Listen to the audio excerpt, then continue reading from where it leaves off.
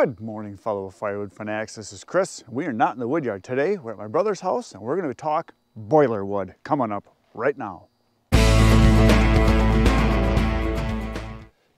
Today, I'm at my brother's house. He lives in the woods in central Wisconsin, and he bought this house about 5 or 6 years ago, I want to say now, something like that. And when he moved into the house, it had a built-in boiler system with hot water to heat the house. And when he bought it, it was the spring of the year, and I was cutting wood at a buddy's house that lives maybe 10 miles from here, so not even 10 miles. And the shed was empty, and there's his boiler. So I had access to free wood. So this wood right here is the wood that him and I cut 5 years ago. We filled this right away, and then we filled all the way out to about here. So basically doubled what was in the shed. And then he burnt this, but then he just saved that. It's all oak. And then he started cutting other kinds of wood and burned that. So this wood has actually been in his shed now for 5 years. It's all red oak. It was all cut from standing dead wood. It was stuff like this. Stuff like this, you know, was dead. And when we split it, it was probably 50% dry already. And we split it into bigger chunks because it is for a boiler. But you can see, I'm going to walk around his shed here so you can see how big it is. It's a really nice size shed. I'm not sure exactly how big it is, but there you go. It is, I'm going to step it off here. 1, 2, 3, 4 times 3. So it's 12 feet by, and it looks like, let's see what he's got here. 1, 2, 3, 4, 5, 6 times 3 is 8. So 12 by 18, does that sound right? That sounds about right. Yeah, it's a real nice woodshed.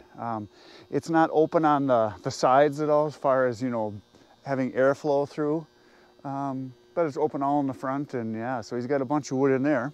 And here is his boiler. I'm gonna open it up and take a look inside.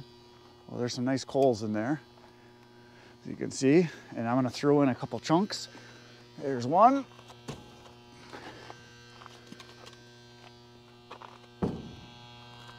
There's 2.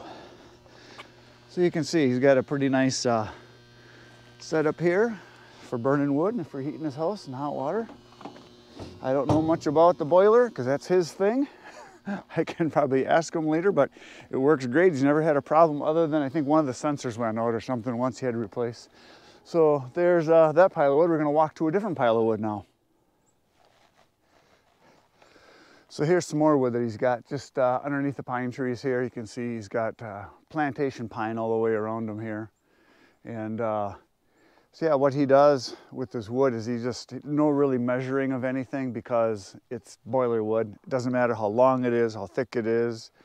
It doesn't matter what kind it is. He burns everything. He's burned everything in the boiler. And he said it all burns just fine. He said obviously oak is really nice, but he burns a lot of red pine because he can get a lot of free red pine. So yeah, what he does is obviously his piles, as you can see, are on pallets. And he doesn't split hardly any of the small stuff. He just leaves it whole. And pretty big chunks, even to this size right here, as you can see, are not split. So I don't know, that's probably almost 8-inch pieces he doesn't even split because he has it sitting out here for, you know, 2, 3, 4 years before he burns it. And I have no idea how much he's got here. If I just had to guess looking at this, he's probably got, I would say in the neighborhood of probably 20 full cords. Yeah, probably something pretty close to 20, maybe 25 full cords. He doesn't know. He just, whenever he gets access to wood, he just cuts it and piles it. I've helped him quite a bit on some of the land, some of the dead trees he had around here. I helped him cut quite a bit. So anyway, he puts them on pallets, stacks it like about 5 feet high, 5, 6 feet high, and then he puts black plastic down. And he works in a paper mill. He's a supervisor in a paper mill, so he gets these screens, which are, I think they call them felts actually, but it's a screen from the paper making process that the paper goes on this. And then he just nails them just down on the side. He just puts some nails down, holds them down nice and tight. And the screen doesn't do anything other than just kind of hold the plastic down. And so yeah, he's got piles all the way through here. Kind of walk through here. And yeah, most of this is oak from what I can see here, but I know he had a lot of pine that he burned up. Right here's a bunch of pine. Actually, no, this is oak too. And here's some more oak that he just must have cut not too long ago in a pile. So anyway, I'm gonna walk around back over here. He's got a pretty good bunch of wood, and I guess he's set for quite a while. There's a bunch of pine right here, red pine that he cut down. But yeah, what he does is when he's getting wood from over here, he just loads it in a wheelbarrow like you see right over here, over by his woodshed where all of his oak is that we cut. He just wheels it over and puts it in. So his boiler is a classic, and I don't even know what model it is. Here it is. There's the models. It's a CL4436. Anyway, there it is. Open her up and see how the fire's going. Oh, look at that. Is that a thing of beauty or what? Nice. Very nice. I can feel the heat. It's awesome. The nice thing about the boiler for him, and I know other people that have boilers, is that you can have it as warm in your house as you want. He's got it set so that I think it kicks in if it gets below, if I remember right, he told me if it gets below 155, it'll kick in. It'll open up the damper. Maybe it's like 158, somewhere in there, and then once it gets like to 170 something, then it'll close down. So it's not running all the time. That's how he controls his heat. Again, a lot of you, I'm sure, know a lot more about this than me, and I know he does. And anyway, there it is. So that's it. Thanks for being here. Hopefully that was a little bit entertaining, just seeing someone else's wood and someone else's wood yard and how they do it with a boiler, because it's totally different than what I do. I've never had a boiler. I know a lot of you probably do.